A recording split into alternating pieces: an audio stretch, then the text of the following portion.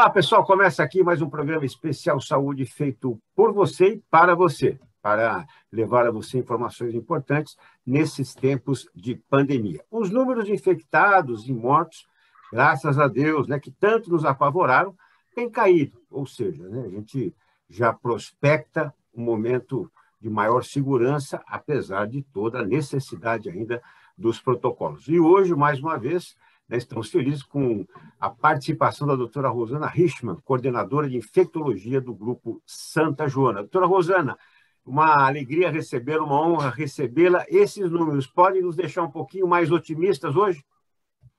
Bom, primeiro, obrigada pelo convite, estar aqui com vocês, é sempre uma presença, um bate-papo sempre muito gostoso, que passa muito rápido, viu, Elias? Obrigado. Mas eu te diria que, sim, esses números, eu ando bem otimista com eles, porque a gente tem visto, além dos números caírem, eles estão sustentadamente caindo, né?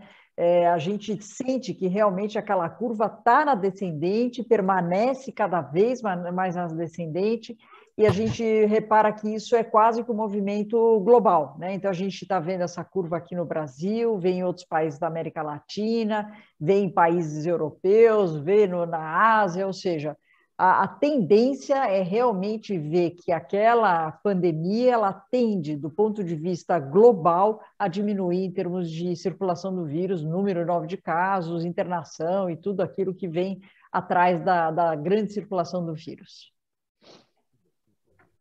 Bom, em relação a isso também, nós gostaríamos de saber, hoje, doutora Rosana, muito se fala da terceira dose, infelizmente, algumas pessoas que até tomaram doses anteriores estão abrindo mão dessa terceira dose, então eu queria que você nos trouxesse a importância, né, hoje, né, como essa terceira dose está sendo avaliada pela área médica e, principalmente, se esse futuro nos projeta uma quarta dose, uma quinta dose, ou teremos uma dose anual, já é possível avaliar isso? Bom, vamos lá. Parte eu te respondo com a ciência, a parte eu preciso de uma bola de cristal. Mas vamos começar pela parte da ciência, que é mais fácil. Assim, uma das coisas que é unânime nos países todos, apesar de você ver a terceira dose variando um pouco de indicação para país, mas uma coisa que ninguém discute é que, em especial para aquelas pessoas que têm uma tendência a responder pior às vacinas, vacina de uma maneira geral, não só a vacina de Covid, ou seja, responde pior pela idade, responde pior porque tem alguma doença imunossupressora, porque faz algum tratamento imunossupressor. Nessas situações, ninguém tem dúvida da necessidade de uma dose de reforço. E por que eu falo isso? Porque os estudos todos estão mostrando que depois de 5, 6 meses, seja de uma vacina de RNA mensageiro, e isso é válido tanto para a Pfizer quanto para a Moderna, embora a Moderna parece que mantém um pouquinho mais longa a proteção, mas ambas são da mesma tecnologia. Também para as vacinas de vetor viral, aqui no Brasil, leia-se tanto a vacina Janssen quanto a vacina da AstraZeneca, e principalmente para as vacinas inativadas, que para nós aqui leia-se Coronavac. Então, essas vacinas todas mostram que depois de 5 a 6 meses do momento que você fez a vacina, há uma queda expressiva da quantidade de resposta imune, da quantidade de anticorpos que irão neutralizar este vírus. E na prática, o que a gente vê, Elias? Casos voltando. Então, antes da gente falar de terceira dose ou dose de reforço, a gente começa a ver, sim, pessoas que tinham mais de 6 meses da vacinação, e eu vou insistir, em especial com as vacinas inativadas, como a Coronavac, a gente começa a ver casos de novo mostrando que não só houve a queda dos anticorpos do ponto de vista laboratorial, mas na vida real, realmente essa pessoa passa a estar desprotegida como era antes. Então, não tem dúvida que nessas situações específicas, então aqui no Brasil a gente está recomendando acima de 60 anos essa dose de reforço, o profissional da saúde, lembrando que aqui no Brasil, a maioria dos profissionais da saúde já tomaram a vacina, foi aquele primeiro grupo que tomou a vacina, então eles já têm 6 meses do uso da vacina, e lá no início, janeiro, fevereiro, nós tínhamos a Coronavac para usar, que teve um papel fantástico, mas um papel que a gente vê hoje limitado depois que o tempo passa. Então, neste momento, os profissionais da saúde, que têm mais de 6 meses da segunda dose, e as pessoas acima de 60 anos são as primeiras pessoas que estão indo tomar a sua dose de reforço. E, por outro lado, Elias e Lúcia, lembrando que as pessoas que têm uma imunossupressão importante, e daí são os transplantados, os pacientes HIV positivos com CD4 baixo, ou que fazem algum tratamento para câncer, este grupo a gente não está mais falando de dose de reforço, nós estamos falando de um esquema primário de 3 doses. É diferente. Então, em vez de ser aquele esquema que você tomou, eu tomei, a Lúcia deve ter tomado de 2 doses iniciais e um reforço depois de 6 meses, para este grupo que de fato responde muito mal à vacinação, a gente viu que as 2 doses primárias foram poucos. Então, eles não respondem nem com as 2 primeiras doses, não tem nada a ver com o tempo, tem a ver com o esquema. Então, para este grupo especial, 3ª dose, daí você vai ver que o intervalo não precisa ser de 6 meses. O intervalo de pelo menos 28 dias da última dose já está valendo a 3ª. Ficou claro a diferença do imunocomprometido para aquele outro grupo que realmente cai com o tempo a proteção. Nessa bola de cristal surgiu o que agora, já que você falou da segunda parte da bola de cristal? Bom, agora vamos para a bola de cristal. Bola de cristal afinal, a hora que eu faço a dose de reforço, tá? Nós estamos fazendo, eu já fiz, eu imagino que vocês estejam fazendo. O que acontece com a nossa resposta imune? A quantidade de anticorpos específicos neutralizantes tende a ser maior do que com as 2 primeiras doses, porque felizmente nós temos tem imunidade T-dependente, né? Imunidade celular, tem aquele booster, por isso que a gente chama de dose booster, que é aquela dose que reforça a resposta imune. Então, eu imagino, e agora é bola de cristal, eu imagino que depois dessa dose de reforço, o tempo de proteção deve ser mais longo, exatamente porque a resposta é melhor depois da dose de reforço. Esse mais longo, será que é o suficiente para a gente falar em doses anuais? Não sei, seria interessante do ponto de vista logístico, porque um Brasil do tamanho que é o nosso país, que já faz uma campanha anual de vírus de influenza, vírus da gripe, seria muito prático do ponto de vista logístico e de usar os nossos recursos, fazer campanhas anuais para a Covid. Esse seria, eu diria, o ideal do ponto de vista de saúde pública. Agora, vamos combinar com o vírus, né, para ver se ele está de acordo aí com os nossos planos, mas esta seria a ideia, então, depois de fazer essa dose de reforço, que a gente, em teoria, especificamente para as populações de maior risco, fizesse uma vacinação anual. É sempre um prazer conversar com você, doutora Rosana, e tê-la aqui no nosso canal, sempre prestando esclarecimentos num cenário ainda com dúvidas, né? Principalmente relacionadas a essa 3ª dose.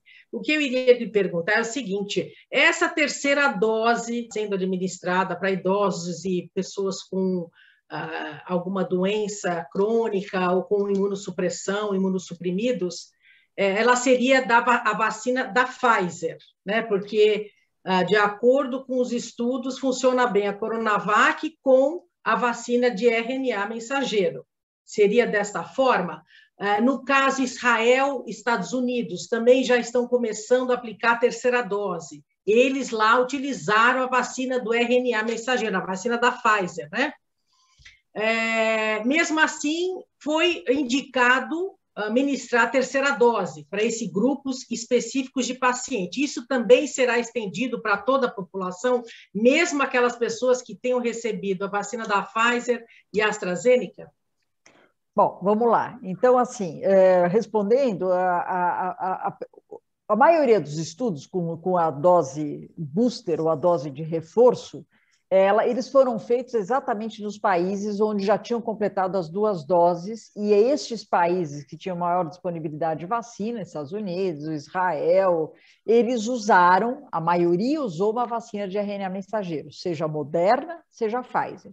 Então, a maioria dos estudos, Lúcia, nessa dose de reforço, ela acaba sendo feita com a mesma plataforma vacinal. Então, Pfizer, booster com Pfizer, tá? Só que aqui no Brasil e outros países, também vários países da África, da Ásia, tanto é que as publicações estão vindo aqui do Brasil, estão vindo da Tailândia, de outros países asiáticos que usaram mais as vacinas inativadas, e nós de saída, Lúcia, a gente sabia já que essas vacinas que conferem uma proteção menor, então vamos relembrar, os estudos clássicos lá da Coronavac, ela falava em 50% para você não ter nenhuma doença. Para você não ter as formas mais graves, nós estávamos falando em 75% de proteção. As vacinas de RNA mensageiro, de saída, a gente já sai com 90%, 95%. Então, os estudos mostraram que as vacinas que inicialmente já conferem uma resposta imune mais robusta, com uma eficácia melhor, tendem a ter uma proteção melhor e mais duradoura, tá? Então, era de se esperar que as pessoas que tomaram a Coronavac, a vacina de vírus inativado, fossem ter uma proteção mais limitada e mais curta, e daí uma necessidade de reforço.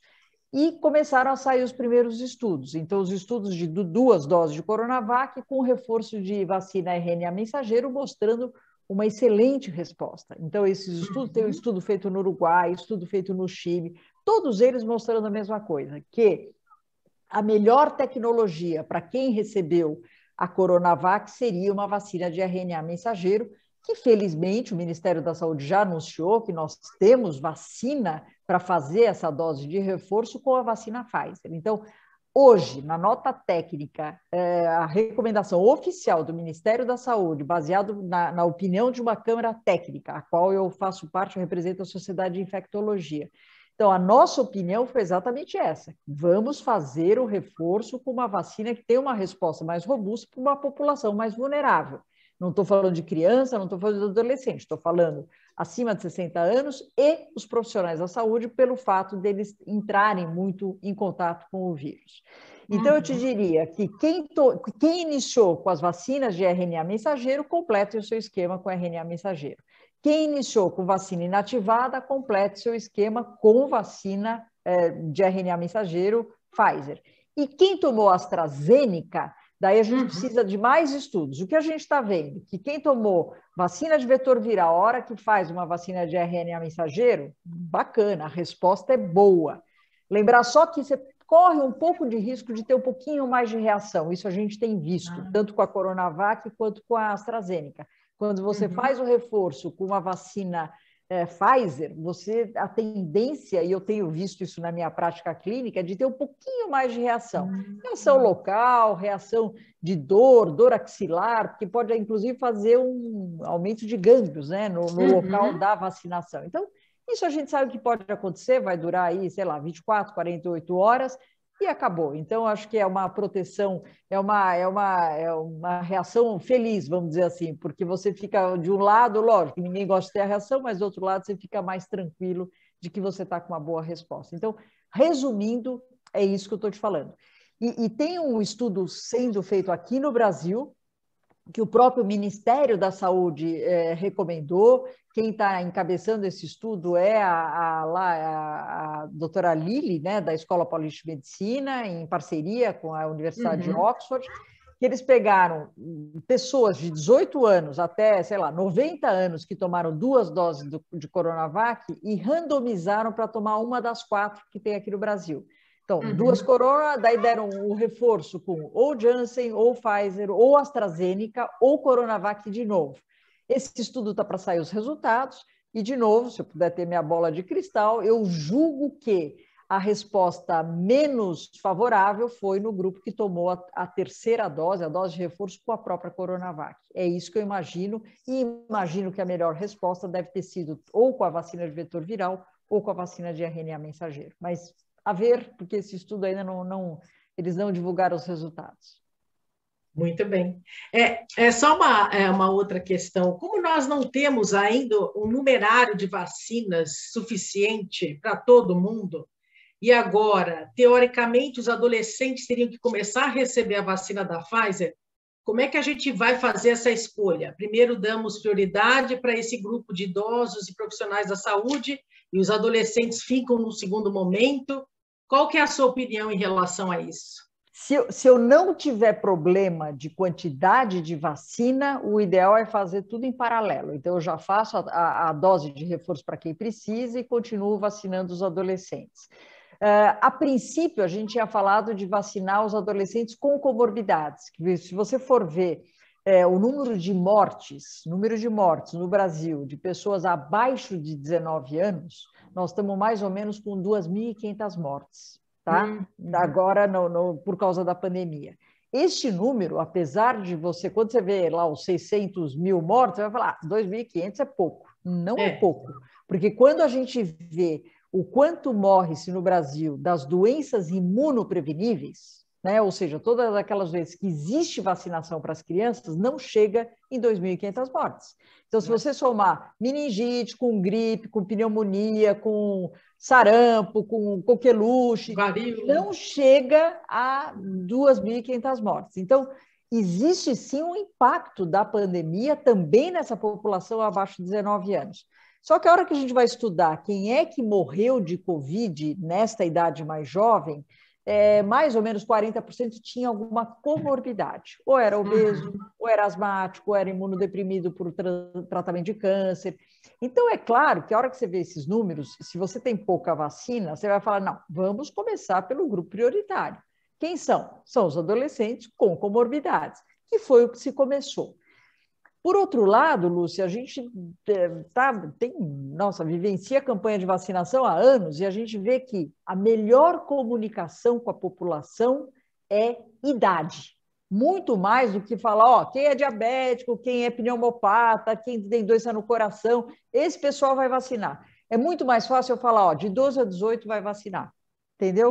Então, uma coisa é você ter um programa de saúde pública fácil de você comunicar, fácil de você, nas 38 mil salas de vacina espalhadas por esse país, o pessoal saber o que tem que fazer. É ver o documento, ver a idade e aplicar a vacina. Então, é um dilema isso. Eu estou falando desse jeito, mas é um dilema, porque de um lado você tem o racional, do outro lado você tem o operacional, e daí você precisa ver. Num país, se nós fôssemos do tamanho do Uruguai, seria, acho que, mais fácil a nossa decisão. Sem dúvida. Mas não é o caso. Então, por isso que, voltando, para não fugir da sua pergunta, se eu tivesse que escolher, eu daria prioridade para as pessoas acima de 60 anos, com imunodeficiência, etc, etc. O que o Ministério da Saúde diz para nós é que, neste momento, nós temos vacina suficiente para os dois grupos, por isso que estão seguindo com os dois grupos de vacinação. E se você me perguntar a minha opinião pessoal, e daí, de novo, é só uma opinião pessoal, eu faria que nem o Chile está fazendo. O que é isso? Para os jovens, para mim, criança, nós vamos ter que vacinar criança, os adolescentes, tudo.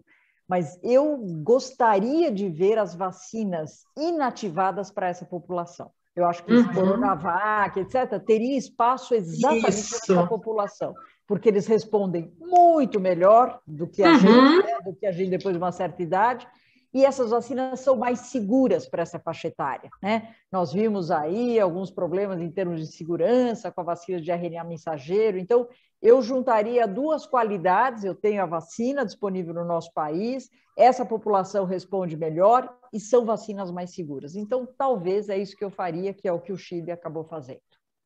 Perfeito, perfeito. Rosana, você fundamenta muito, né, o que você nos traz de informação, né, com a palavra estudos, né, ou seja, está sempre fundamentada na ciência. A vacina, até comentamos um pouco antes, né, de iniciarmos a nossa conversa, né, aqui no canal, quando cada um tomou a vacina, você, como veio da área da saúde, já tomou logo nos primeiros lotes ali, né? Então, hoje, a vacina que se tomava em janeiro, fevereiro, ela tem a mesma composição que se toma agora, ou seja, os estudos modificaram um pouco a composição dessa vacina, ou podem modificar, e também complementando essa pergunta, claro que quando se fala numa pandemia, tem que se estudar, né, e trazer uma medicação eficaz, mas também a custo acessível em função, né, de bilhões e bilhões de doses, enfim, né, que precisam ser produzidas. E alguns laboratórios vêm trazendo já algumas medicações, né, via oral, prometendo, né, uma redução ou mesmo eliminação, né, de casos, de mortes e tudo mais.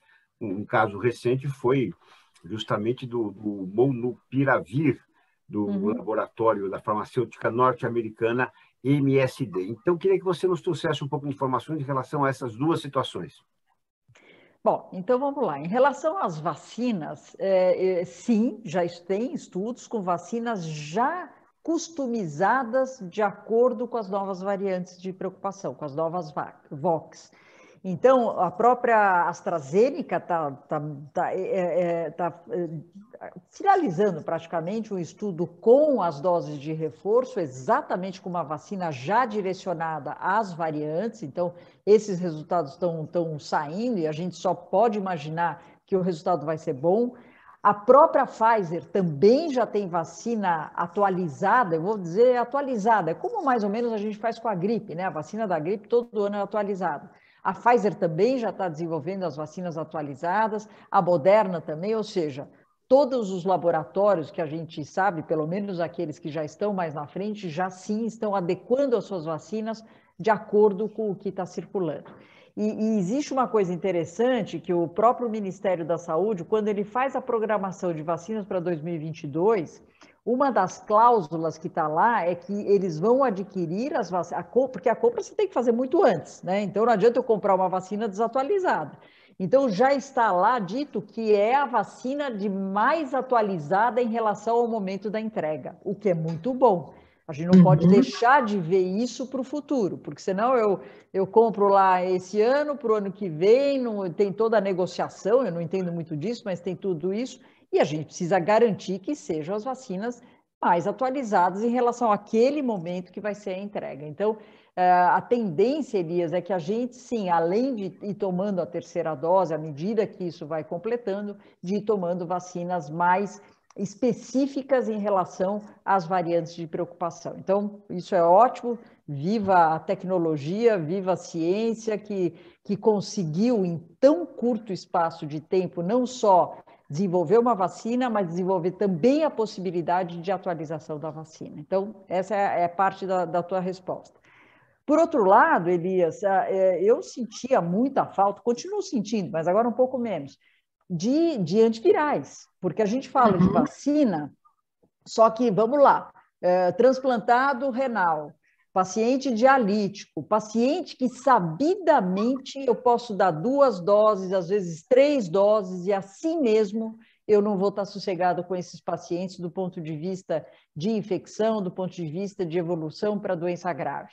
Então, eu precisaria ter, eu gostaria muito de ter uma droga efetiva para usar logo no início dos sintomas numa população que eu sei que, independente de estar vacinado ou não, pode responder pior. Primeiro. 2, vamos supor, esperamos que não, mas vamos supor que entre uma nova variante por aqui, uma variante que escape da resposta imune. Eu gostaria muito de ter um antiviral nesta situação também, numa situação que eu precise usar uma droga que tenha ação de fato, inativar e não deixar que a replicação viral aconteça logo no início dos sintomas, porque depois que a gente teve a invasão do vírus, a gente vai ter toda a cascata inflamatória que a gente já conhece.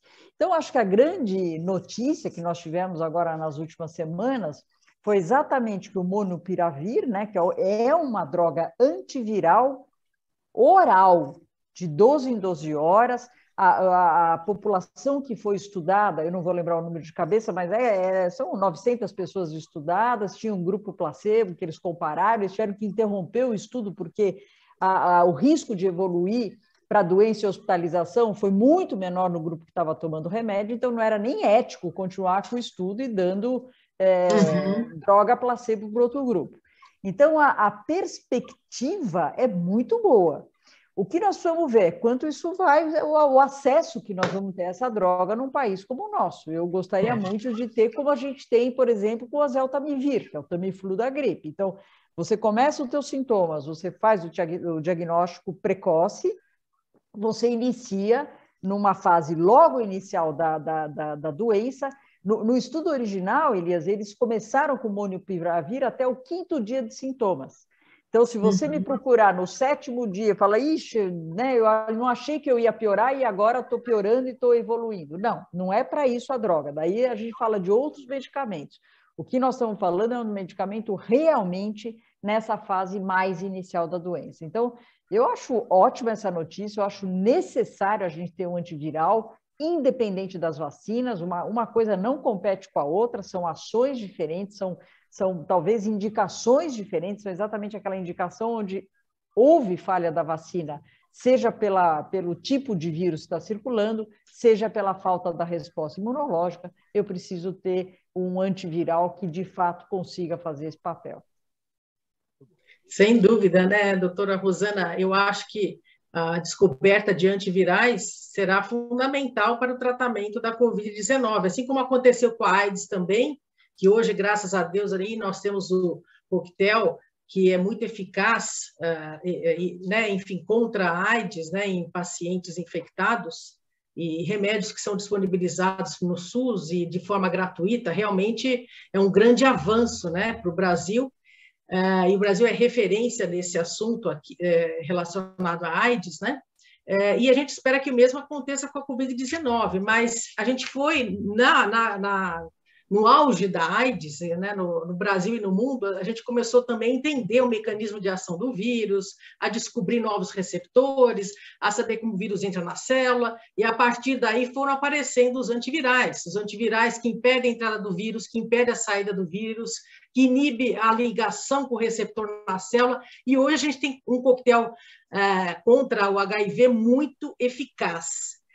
E aí, falando na Covid, fazendo um paralelo, né, foi publicado aí na terça-feira, no dia 28 de setembro de 2021, na revista Frontiers in Immunology, uma pesquisa que mostrou, aí analisou 83 casais expostos ao vírus e apenas um deles desenvolveu a doença, né?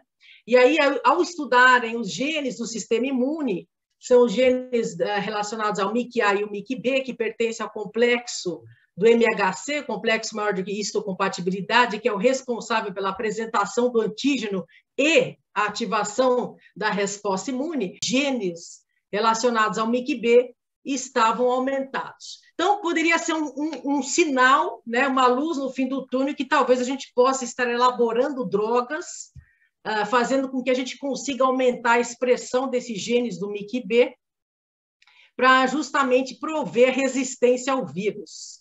Será que a gente está no caminho, doutora Rosana? Não, Lúcia, acho que você fez um belíssimo resumo, né, e lembrou muito bem o que foi a outra pandemia do HIV, né, lá no início. Acho que nós todos vivenciamos o início desse vírus circulando por aqui.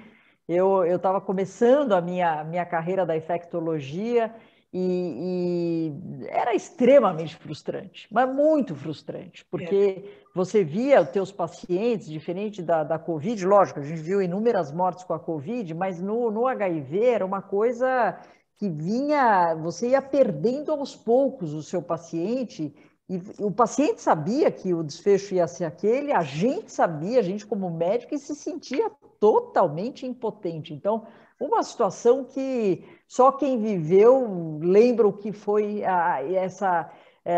esse período inicial. Nós estamos falando lá dos anos, né, 86, 85. Eu lembro que eu estava no internato. Bom, e isso mudou 100%. Hoje a gente tem nossos pacientes vivendo totalmente normal, fazendo planos, tendo filhos, fazendo tudo, certo? Vida normal, eles só lembram do problema quando eles vêm na consulta 1 ou 2 vezes por ano, desde que sejam super regulares com a medicação. Então, esse paralelo que você fez, que lá atrás era praticamente, né, assinar uma sentença, hoje absolutamente mudado e controlado. E eu espero, sem dúvida, que quanto mais a gente entenda os mecanismos de ação dos vírus, mais entenda toda essa explicação imunológica aí que você acabou de fazer, melhor em termos de você desenvolver novas drogas, né? Logo na porta de entrada do vírus, muitas delas, né, o próprio monopiravir, ele tenta embaralhar toda a replicação genética do vírus, exatamente para não deixar impedir mesmo a replicação do vírus, seja drogas que ajam de outra forma, em termos de melhora da resposta imune, ou seja, provavelmente a gente vai ter drogas diferentes para ação em momentos diferentes. E talvez, eu sempre otimista, mas eu julgo que para a Covid, em termos de resistência, deve ser muito diferente do que a gente viu com o próprio HIV, né? Principalmente os pacientes que não eram tão não levavam tão a sério o tratamento no sentido de tomar medicação diária no horário certo, não misturando em termos para diminuir a absorção da droga, ou seja, tudo aquilo que a gente vivenciou no HIV em termos de resistência, eu espero que a gente não tenha a mesma questão na Covid, por não ser uma doença crônica, não depender de tomar remédio o tempo todo. Então, eu acho que é muito diferente nesse aspecto. Mas eu acho que o paralelo que você fez, no sentido de você entender o mecanismo de ação do vírus e a resposta imune, é fundamental para a gente desenvolver novas drogas.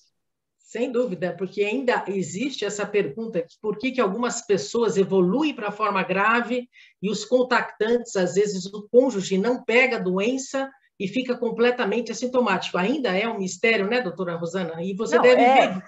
Você vê isso no consultório também, né? Vejo. Eu só falo para não contar com isso, porque às vezes tem paciente que me fala, olha, minha esposa tá, mas eu estou tranquilo, porque eu já tive contato no escritório, já tive contato não sei o quê, e nunca peguei, sou resistente. Eu falei, olha, espero que você tenha razão, mas não é por aí, não vamos facilitar, né? Então, acho que é só importante deixar claro que isso é uma pequena porcentagem da população, não dá para a gente confiar nisso, o que nós temos que fazer é a nossa parte, vacinar, fazer nossa terceira dose, que é fundamental, e né, tudo aquilo que a gente já conhece exatamente para ter o controle da doença. Rosana Richman, olha, sempre é importante tê-la aqui, e já antes da sua mensagem final, eu queria que você deixasse um alerta, que muitas vezes, quando acontece algo, né, que rouba o holofote, como no caso do coronavírus, né, outras linhas de vacinações ficam esquecidas, né? Então, gostaria que você trouxesse, né, uma avaliação sobre isso, já em tom de, né, também de alerta, e deixasse uma mensagem final para nós. Elias, eu agradeço demais você ter lembrado isso. Eu sou da Sociedade Brasileira de Infecto e a gente acabou de lançar uma campanha que chama Movimento Vacinação, que a gente quis juntar vacina com ação. Por quê? A queda das coberturas vacinais para as outras doenças, porque a gente só falou de Covid, só viu Covid. Então, outro dia eu vi uma frase que eu achei interessante. Nós estamos tendo uma pandemia de Covid e uma epidemia, entre aspas, de saúde, porque o número de câncer diminuiu. Não é que diminuiu, a gente deixou de fazer diagnóstico. O número de várias doenças estão diminuindo, cardiopatia, etc. Não é que está diminuindo, nós estamos deixando de ir ao médico fazer diagnóstico. Então, é um problemaço. Então, a gente tem o problema da pandemia propriamente dita e, indiretamente, a gente tem as outras patologias, e daí entram a parte de vacinas, com uma queda na procura e na cobertura vacinal. E, com isso, a gente corre um tremendo de um risco de doenças que a gente já tinha eliminado, e eu vou dizer uma delas que me preocupa, que é a difteria, é uma doença que praticamente as pessoas não conhecem, poucos viram. Tem caso na Venezuela, caso no Haiti, está rondando aqui, e a difteria é uma doença de dificílimo controle, as pessoas não estão acostumadas, os pediatras modernos não viram difteria na vida.